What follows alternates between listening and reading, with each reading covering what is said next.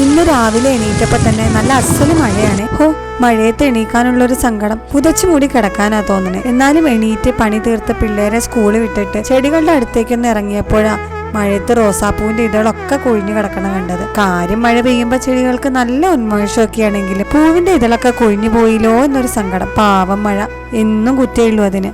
പെയ്താലും കുറ്റം, പെയ്തില്ലെങ്കിലും കുറ്റം. ഇന്ന് എന്ത് വരയ്ക്കുമെന്ന് ഓർത്ത് നടക്കുമ്പോഴാ ഇത് കണ്ടത്. ആ സങ്കടത്തിൽ അതങ്ങട് വരച്ചു. ഒരു കട്ടൻ കാപ്പിയും കുടിച്ച് മഴയും കണ്ട് ഇങ്ങനെ തോന്നിയത് വരയ്ക്കാനുള്ള ഒരു സുഖം. ആഹാ, അന്തസ്. എപ്പോഴും പറയുന്ന പോലെ തന്നെ ഇതൊരു അലസമായ വരയാണ്. മനസ്സിന് സുഖം തോന്നിപ്പിക്കുന്ന ഒരു വര, ഒരു ഒഴുക്കിലൂടെ നീന്തുന്ന വര. അങ്ങനെ വരയ്ക്കുമ്പോഴും അതിനെ കൂടുതൽ ഭംഗിയാക്കുന്നത് എപ്പോഴും ബാക്ക്ഗ്രൗണ്ട് ആയിരിക്കും. ഗ്രേ ആൻഡ് ബ്ലാക്ക് ബാക്ക്ഗ്രൗണ്ടിൽ red and green colour combination ഒരു ഭംഗി കൂടുതലാണെന്ന് എനിക്ക് എപ്പോഴും തോന്നാറുണ്ട്.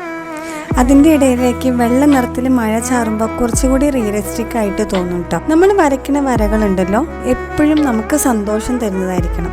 മറ്റുള്ളവരെ അതിനെ വിലയിരുത്തുമ്പോൾ നമുക്ക് സന്തോഷമാണ്, എങ്കിൽ കൂടി അവനവന് കിട്ടുന്ന ആ ആത്മസംതൃപ്തി ഉണ്ടല്ലോ, അത് ഭയങ്കര വലുതാണ് കേട്ടോ.